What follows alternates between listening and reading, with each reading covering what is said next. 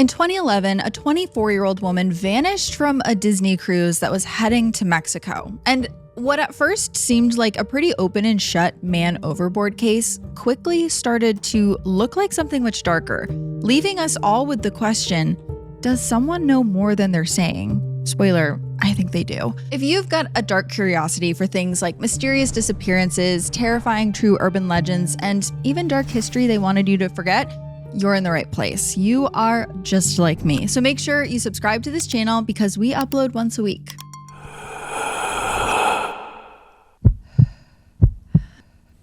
It's when your heart starts pounding. 9 a.m., March 22nd, 2011. A large cruise ship called the Disney Wonder plowed through the ocean waves off the coast of Mexico near the Baja California Peninsula. It was supposed to be a normal, sunny day at sea. Think breakfast buffets, character sightings, and families splashing around in the multiple pools on board. But that morning, below deck in the crew corridors, something was very wrong.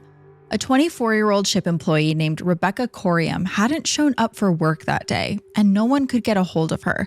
Now, it was typical to see Rebecca first thing in the morning with a big smile on her face, wearing her bright yellow employee polo. She was always on time. She was always in a good mood. She was a youth counselor on the ship after all. But that day, she was nowhere to be found, and she hadn't alerted her team that she would be absent. One employee went down to her room in the crew quarters and knocked on her door. No answer. Another radioed her, thinking that maybe she was somewhere else on the ship, but the line was completely silent. Her fellow employees started searching around the boat, and they were really careful to not make too much of a scene because they didn't want the families that were on the boat with young children to know that they were searching for a missing person. But the more they searched, the more scared they started to get because they were on a ship in the middle of the ocean with no land in sight. And people don't just go missing on boats like that unless... And that's when one of the employees looked out at the vast expanse of ocean on all sides of the boat. And they got this really bad feeling. But then they looked back at the boat, and it was full of people. It was full of families and crew members alike. And most importantly, it was covered in security cameras. If Rebecca was truly missing, someone knew what happened to her. Welcome back to Heart Starts Pounding, a podcast of horrors, hauntings, and mysteries. I'm going to be your captain on this very dark voyage today, Kaelyn Moore. As we dive further into dark summer here in the Rogue Detecting Society headquarters, I thought it was only fair to dig a little deeper into what I consider to be one of the most terrifying summer holidays that one can take, and that is cruises. So today, I want to tell you about one of the most unsettling disappearances to ever happen on a cruise ship. But also, I want to tell you about why cruise ships are pretty much the worst place in the entire world to go missing.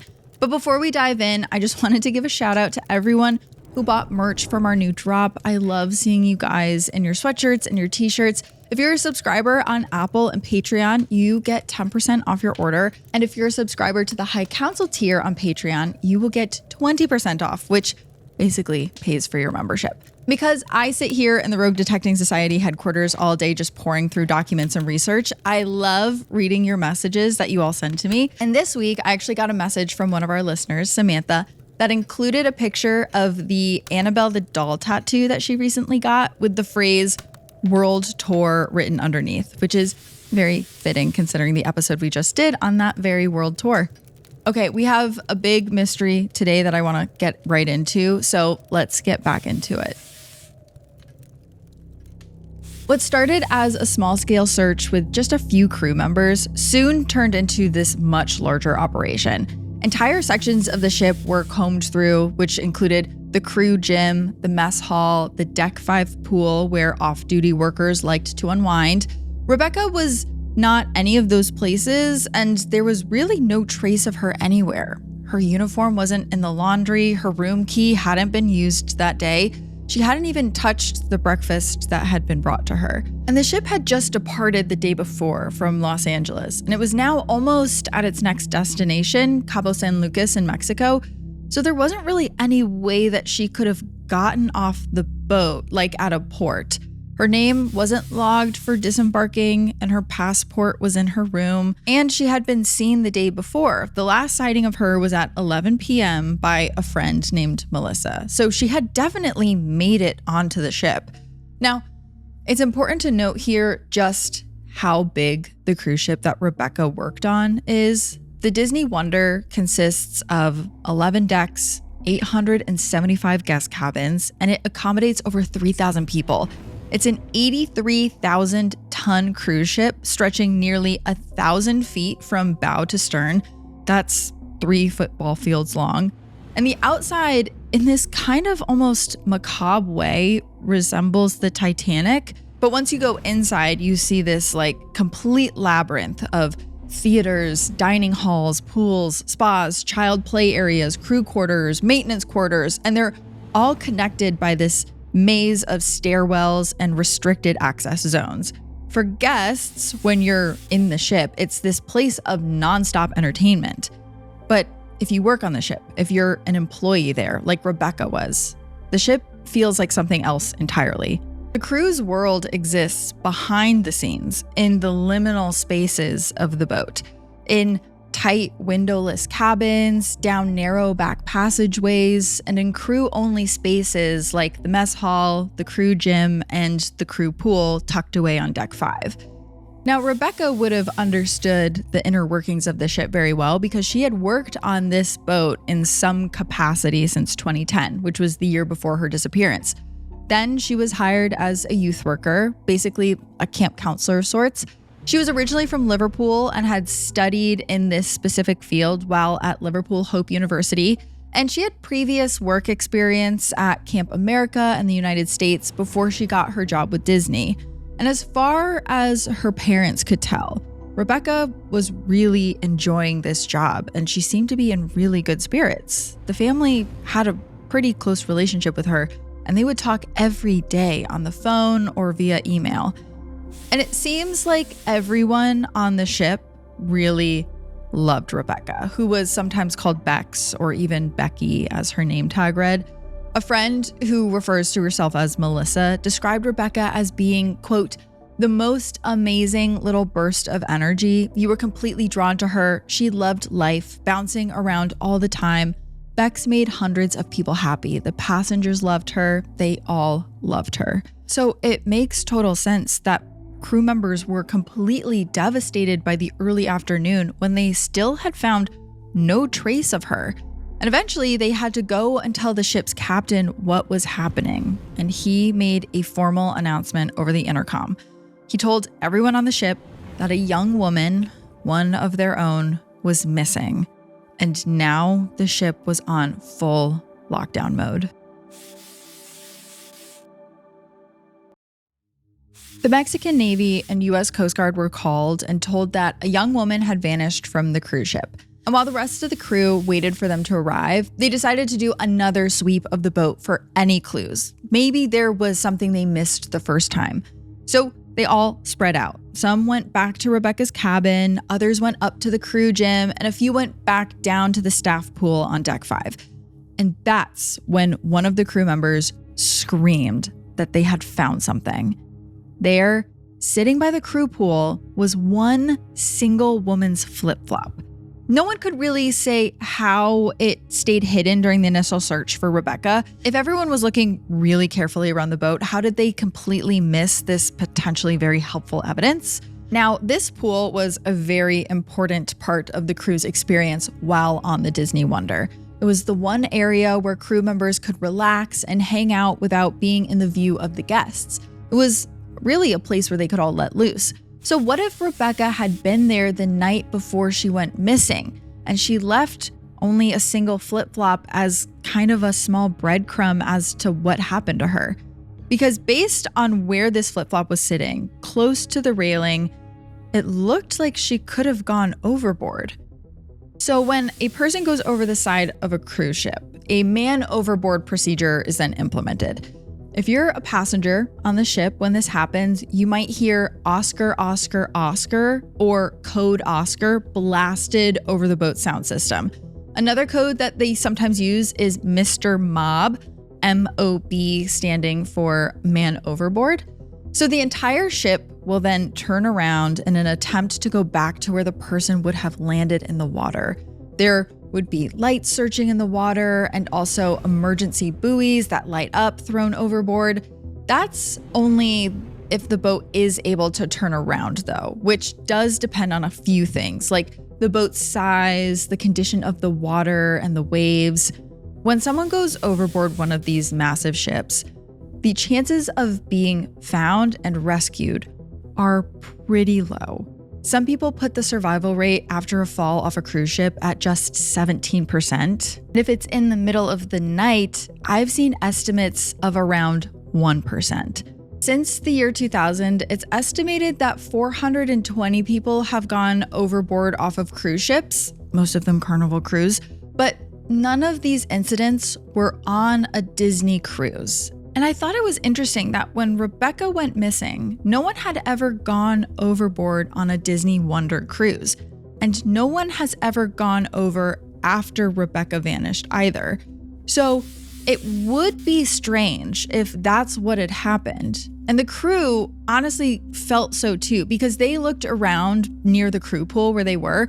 Sure, it was on the 5th deck in the front of the ship. So the open ocean was just on the other side of the pool, basically on 3 sides of the pool, just all around them. But maybe when you picture this in your mind's eye, you're picturing a railing, kind of like in the Titanic movie, where Rose can easily climb over it, even in a floor-length Edwardian dress. This was not that kind of railing at all. This railing was much taller. It was about chest height for an average person, and it was also basically a wall of steel, and it was about as wide as it was tall. So that means you would have to reach pretty far over the railing to touch the other side of the boat.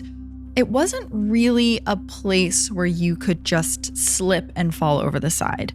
Still, though, the Coast Guard and the Navy had to check the water. But what made it especially difficult to do that was there was no clear location in the water for searchers to look for Rebecca because no one knew the exact time she would have gone over. It had been hours since she was last seen, so that means that the ship potentially covered over 100 miles between her last sighting at 11 p.m. and 9 a.m. when she didn't show up for her shift. So the U.S. Coast Guard and the Mexican Navy searched the ocean nearest to where she had last been seen alive at 11 p.m. the night before, and they didn't find anything. Not that the odds were really in their favor to begin with, but because they found her flip-flop at the crew pool on deck 5, some people felt like they had a pretty good idea of what happened, even without finding her in the water. And this is where things get a little bit more confusing and honestly a little creepier, because a crew member was playing with the flip-flop in their hands, just kind of turning it over, maybe thinking about what could have happened to Rebecca, and they noticed that there was something on the bottom of it. There was a cabin number and a name scribbled next to it for a person who was most definitely not Rebecca. This was not her flip-flop. So it was essentially back to square one in this investigation. And because crew members now didn't really have any idea what happened to Rebecca, the next step was to call the authorities. And I want to take a moment here to explain a really not so fun fact about cruise ships. When crimes happen on cruise ships, it can be very confusing who is supposed to investigate it. For instance, if a crime is committed when a ship is docked somewhere, the country where it's docked can have jurisdiction. So if the Disney Wonder had been docked in Los Angeles when Rebecca disappeared, the FBI from America would have gotten involved. But it's not that simple when a crime happens out in international waters. When that's the case, the flag state has jurisdiction, and the flag state is where the ship is registered. Now, the big corporations that own these cruise ships like to take advantage of tax havens and countries that have less regulations so that they can build the boats however they want. And so a ton of cruise ships are registered in places like the Bahamas, Panama, and Malta. So what that meant for Rebecca's case, which happened in international waters, remember, was that the police from Disney Wonder's flag state, which was the Bahamas, were taking over. No one involved in the disappearance was from the Bahamas. The ship was not going to or from the Bahamas. Bahamian police really didn't have any skin in this game. And I read an article from this time where someone described the Bahamian police as having endemic corruption. And yet, the first officer on the scene to investigate the disappearance of Rebecca Coriam, a British citizen traveling from America to Mexico, was a Bahamian officer named Paul Roll.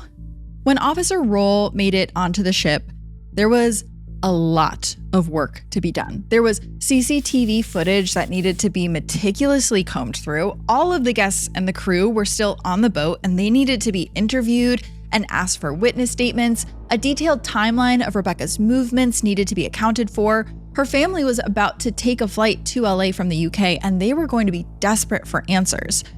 But that is not what happened. Officer Roll arrived on the ship and spent just 36 hours on there. He spoke to exactly 6 of the 950 crew members and 0 guests. The interviews that he did with the crew were all described as being quick and shallow. He barely even asked them about their relationships to Rebecca. And at the end of those 36 hours, most of which was spent literally walking in circles around the ship, Officer Roll announced that he had come to a conclusion about what happened to Rebecca. He said that through his investigation, Rebecca had been up by herself at the crew pool sometime in the middle of the night, and that while she was up there, the ship was hit by a giant rogue wave and she was thrown over the railing. I'm sorry, but a rogue wave, really. Everyone who heard that conclusion on the boat basically laughed at it. The boat had not been hit by a rogue wave in the middle of the night. Not only did no one else feel that, but the ship had sensors on it to detect waves of certain sizes, and none of them had indicated that that had occurred. Someone who worked on the boat explained to Paul that a wave to be big enough to knock Rebecca off of the 5th level near the crew pool would have had to have been around 100 feet tall. And a wave of that magnitude would have woken up nearly every passenger. And not to mention, it also would have knocked anyone who was on the decks off into the ocean. There was no way that a rogue wave hit this boat. And I want to make another little interjection here because there's a lot more that's weird about this conclusion other than the fact that it certainly didn't happen. But while Officer Roll was on the ship, Disney had released some of the CCTV footage from the night Rebecca went missing. And Rebecca is in that footage. But what the camera captured of her is very confusing, but it's very important. So the CCTV footage was taken in one of the back hallways of the ship, near the ship's phone at around 5:45 in the morning that she didn't show up for her shift. And in this grainy footage, a distressed Rebecca wanders through the dimly lit empty halls. She's wearing clothes that look way too big for her. They look more like a man's clothing than something Rebecca herself would have worn. And she keeps pushing through the eerie hallways until she finds the ship's phone. And with this shaky hand, she picks it up and she places a call. And then she brings her hands up to the phone's receiver, almost as if she didn't want anyone around her to hear what she was saying. And suddenly, a man appears in the hallway, and Rebecca's breath kind of catches in her throat. She seems like she's really startled. But then she sees that whoever is in the hallway was not a threat. It was not someone she would be running from or scared of. And he asks her if she's okay. And Rebecca tells him, yes, she's okay. And he appears to kind of hesitate before accepting the answer and then walking off, leaving her totally alone. Eventually, the call goes through and Rebecca starts speaking to someone on the other end of the line, and she's still very upset. You can tell in the grainy footage. And after the call ends, she walks off. And after that, there's no more CCTV footage. The boat didn't capture Rebecca doing anything else after that moment. So that was the last time Rebecca was ever confirmed to be alive. And there's obviously a lot that can be learned from this footage.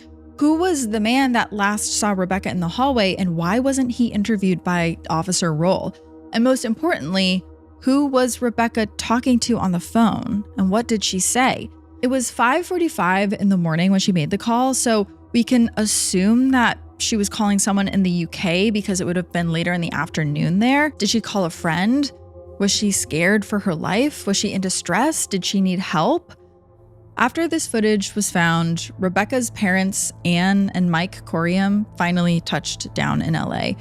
They were able to confirm that it wasn't them on the phone with Rebecca, but they had spoken to her the night before she went missing.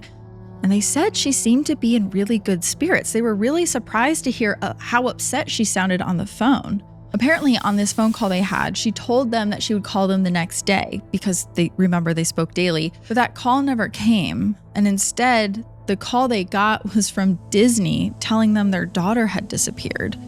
But besides that, they were given very little information by Disney, which made Anne and Mike all the more anxious to just get to the boat themselves and be there in person. And maybe they thought that when they touched down, they would get a little bit more clarity on the situation from Disney, from the officers, from the crew, whoever. And when they landed at the airport, there was a black car from Disney waiting to take them directly to the ship. But once they got inside that car, they saw that the windows had been fully blacked out. Like they couldn't see anything outside of the windows and no one could see anything in. They were then driven an unknown distance. And when they finally got to the ship, they were driven on board through this hidden side entrance. It was like Disney was trying to hide the fact that the parents were there. They were then held in the car for a few hours, and it's really unclear what was happening outside of the car during this time. They couldn't see anything out of the windows, so they didn't know if someone was, say, cleaning up a crime scene or doing something else. They really had no idea. And when they finally were allowed out of the car, they were met by Detective Roll, who told them that the passengers had already disembarked. Rebecca's parents then asked what he learned from those passengers, and he told them that he hadn't actually talked to any of them. And I can't even imagine how badly the Coriums must have wanted to scream at this man. But that's when he told them his conclusion about the rogue wave. A conclusion that didn't make any sense to me. I'm sure it didn't make any sense to you. And it definitely did not make any sense to Rebecca's parents. But the most shocking part is that by the time that this theory was relayed to Rebecca's parents, Disney agreed with it and accepted it as the reason for Rebecca's vanishing. So they weren't relaying this theory to the parents to kind of see what they thought about it. They were telling them this as if to say, we know what happened to your daughter and we're sorry, but there's nothing else to look into. And this rightfully infuriated Anne and Mike. If their daughter did go overboard, where is the CCTV footage of that happening? There was no reason for Disney to not have a tape showing that happening. Nearly every square inch of the boat was covered in cameras, including Deck 5 by the pool. If that's truly what happened to her, then all Disney had to do to confirm was release the tapes showing it. And Rebecca's parents weren't the only ones who didn't buy this story. In October of 2011, which was 7 months after Rebecca went missing, 7 long months without any real answers for her parents, a Welsh-American journalist named John Ronson decided to do his own investigation. Ronson was appalled when he spoke to Rebecca's parents. They told him about the blacked out windows and how they hadn't been allowed to speak to any of the guests on the boat. They said that when they got out of the car, they could even see some of the passengers leaving, but they were not allowed to talk to any of them. And when they pleaded with the officers to let them speak to some of the guests, that was all shot down.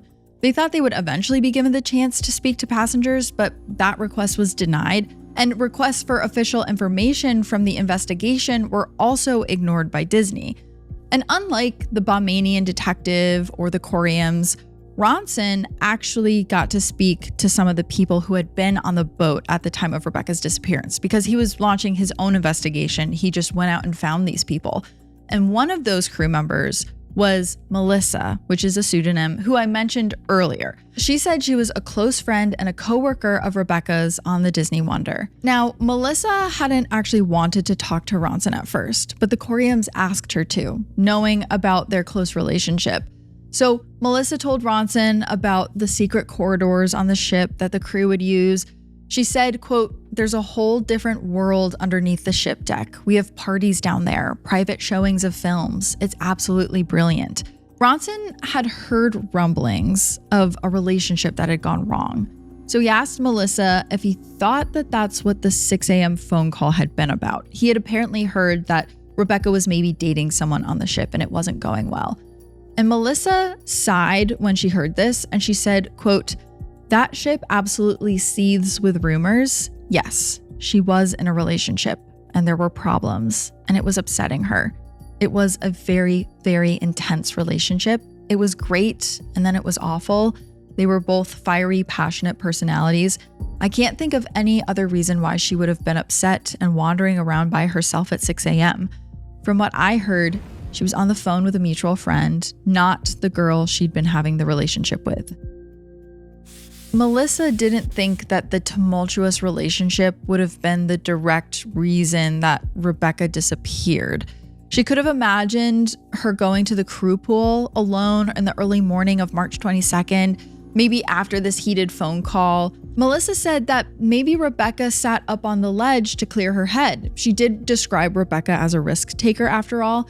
Rebecca maybe didn't think about how tall the wall was or that she could have fallen off. And then maybe she did, completely by accident. Even as she relayed what she thought maybe happened to Rebecca, she agreed that the story just didn't add up for her.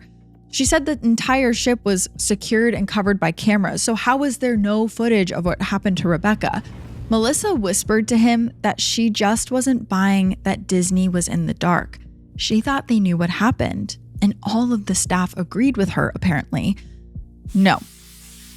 Melissa thought that the company was hiding camera footage in order to protect their brand. She told Ronson, quote, "If it was 6 a.m. and they were doing their job and watching the front, someone must have seen her go over. Or if they didn't, they're covering up why they didn't." And then she fell silent and said, quote, "Rebecca made hundreds of people happy. The passengers loved her. They all loved her. You'd think Disney would have given something back. They owe it to her to find out what happened." And this information was all very shocking to Ronson when he learned it from Melissa. He was so upset that Detective Roll hadn't taken any of this into consideration, anything about the relationship that Rebecca might have been in. And so now Ronson basically decided it was up to him to finish the investigation. So he tracked down more of the staff that were on the ship that night, and he realized that Melissa wasn't the only person to find Disney's actions after the disappearance to be very odd and very concerning. Another crew member who did not want their name on record told Ronson, quote, "Disney knows exactly what happened. Everything here is taped. There's CCTV everywhere. Disney has the tape." And then another crew member who also did not want to go on record, gee, I wonder why, said, quote, "I don't know anything about it. It didn't happen. You know that's the answer I have to give." So there seemed to be a consensus that someone did know what happened, but wasn't saying. No matter how many people Ronson asked, the only explanation that he ever got from any of the crew members, and maybe this is because they felt like they had to say it, was that Rebecca went off the side of the ship from one of the crew decks. But remember, the only reason that it's believed she went off of the side of the boat from one of the crew decks was because of the flip-flop that was found by the crew pool. The flip-flop that wasn't even hers. And for whatever reason, that just remained the story. But Ronson really wasn't buying this, so he decided to do his own examination of the ship just to see if that would have even been possible. He retraced what he knew of Rebecca's steps, starting at the ship's phone where she made that distraught call. From there, he said he could picture Rebecca not going to the crew pool, but actually going to the crew running track, which was in the other direction, to blow off some steam maybe. He noticed that the railings over there by the running track were much, much lower than they were by the crew pool.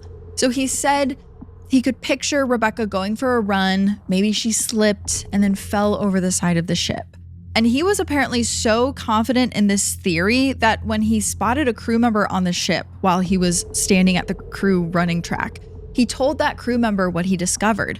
But the crew member just shook his head and said, quote, "I was there that day. Everybody knows. Everybody knows she went off crew deck 5 by the pool. That's where her flip-flop was found." And then the crew member told him something that honestly still gives me goosebumps when I hear about it. He told him that not long after the discovery of the flip-flop, there was a bouquet of flowers placed next to where it was believed Rebecca went over. It was like a little makeshift memorial for her. Now, maybe you're thinking that those flowers were placed by other crew members who were devastated over the loss of their friends. But Ronson actually got to the bottom of who left those flowers there. And they were left by Disney. Now, Ronson didn't think that Disney put those flowers there as a memorial. He thought that they put them there so everyone on the ship would assume that that was definitely the place she went over and would stop asking questions. But the theory that Ronson came up with, that she slipped off the side of the running track, doesn't feel definitive either. Like I said, no one had ever slipped off the boat before, and no one has slipped off these boats since. Also, the track is part of the boat that is covered in surveillance, so there still would be tapes of her slipping, and there just aren't. So no matter which way you look at this, things just don't add up. And one thing that kept coming up as I was researching this episode was how people go overboard. Now, people don't just randomly slip and fall off of cruise ships. Sure, sometimes they get very drunk and they fall. Sometimes people jump. Sometimes people get thrown over. But the chances of someone completely sober, running around in the early morning, slipping and falling off of the boat just does not sit well with some people. And no matter which way you look at this case, things just don't add up entirely. There's not really an explanation that feels satisfying. And there wasn't one that felt satisfying to Rebecca's parents either. So over the years, people have kind of started coming up with some of their own theories about what happened to Rebecca, and I want to go over some of those now. This episode is brought to you by Cash App. If you ever get a text from a friend saying they want to spend the weekend in a secluded rental cabin, you need to run. That's what happened to Kate and Aaron. It was summer break, and the girls were dying to get out of town. And that's when Kate finds this little rental online. It's super cheap, like suspiciously cheap. But they're broke college students, so obviously they book it. What's the worst that can happen? But when they pull up to the cabin, right away, they see some red flags. It's a cabin, all right, but one that looks like it's been reclaimed by the forest. Seriously, it looks like no one's lived there in decades. There's a weird smell, the welcome mat says leave, and the key is duct taped to a shovel. Still, they go in because Kate's like, it's fine, it's just rustic. Then night falls. There's no Wi-Fi, no signal. One light bulb flickers the whole time like it's auditioning for a horror movie. And the noises, scratchy, dragging sounds coming from underneath the cabin. Are those field mice? Why can you hear them breathing so heavily then? Aaron is finally like, okay, absolutely not, I'm out. But here's the catch. They've spent all of their money just getting there. Food, gas, the creepy rental. They don't get paid until Friday, and it's only Wednesday. So they're stuck. They try to get some sleep, but that's a big mistake. Around 2 a.m., the front door creaks open by itself, and the shovel is mysteriously gone. Aaron nearly passes out. Kate grabs a golf club and stands guard while Aaron checks her phone for signal. Nothing. But she does have one bar of hope. She remembers she set up direct deposit through Cash App, which means her paycheck could be in her balance up to 2 days early. She refreshes her balance, and boom, money's in. She turns to Kate like, pack the car now. They don't ask questions. They grab their bags, toss everything in the trunk, and peel out of there like the cabin was about to eat them. And as they drive away, Kate glances in the rearview mirror and swears she sees someone standing in the window, watching them as they drive away. A man with sunken eyes and, is that a hook hand? Moral of the story, always trust your gut. Never trust a listing with no reviews. And if you want to get paid early enough to escape a haunted rental, set up direct deposit with Cash App. It might literally save your life. Download Cash App today. That's protection. That's peace of mind. That's Cash App. Rebecca's family was always pretty vocal about what they thought happened to her on March 22nd, 2011. Their suspicions, they believed that Rebecca was the victim of foul play. They thought that someone else directly caused her death and that the whole thing was being covered up. The Coriums are not the only people who believe that to be the case. So I found that the former City of Chester MP Chris Matheson believes that Rebecca was the victim of a crime and was possibly sexually assaulted or murdered. And then the former commander of Specialist Operations at Scotland Yard, Roy Ram, agrees with this hypothesis. He thinks that Rebecca was maybe sexually assaulted on the ship and then thrown overboard by the assailant. Roy was hired as a personal investigator in this case, and he says that's what the conclusion he came to was. He told The Sun, quote, "Somebody on that vessel was unquestionably responsible for her death." He comments on the fact that she wasn't wearing her own clothing when she was seen on that footage. Potentially, she was wearing a man's clothes, and the clothes, to him at least, looked like they were ripped.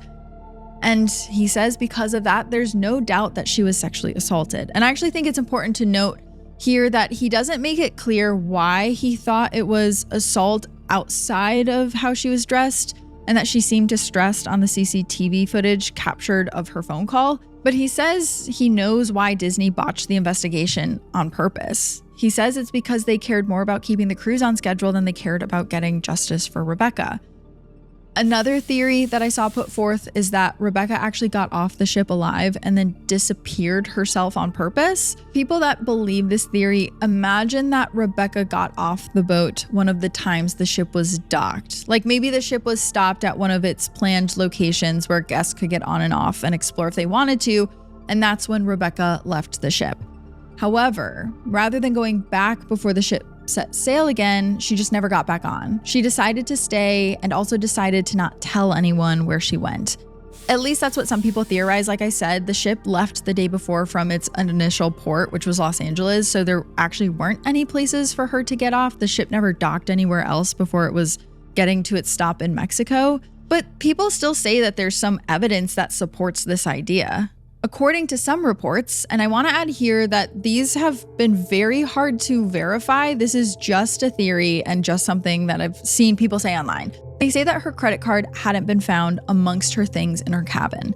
And then one day, nearly 2 months after Rebecca went missing, an email came through on her account. And the message was from her bank, flagging that someone tried to use Rebecca's credit card.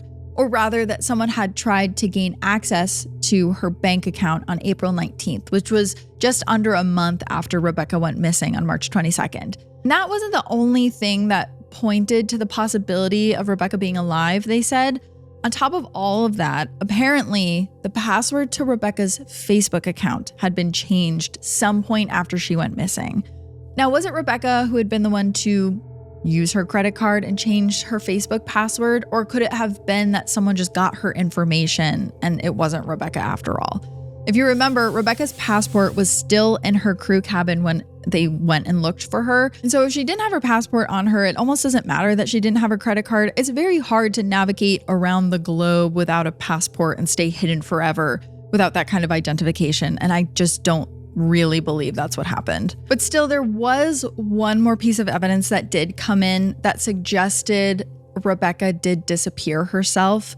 It is very bizarre. I don't know how I feel about it, but it took a while for this new piece of information to come forward. Exactly one day before the 1-year anniversary of her disappearance, her father actually got an email that really upset him. A year had already passed, and even though her parents had not given up on finding her at all, they still thought she was maybe alive at that point.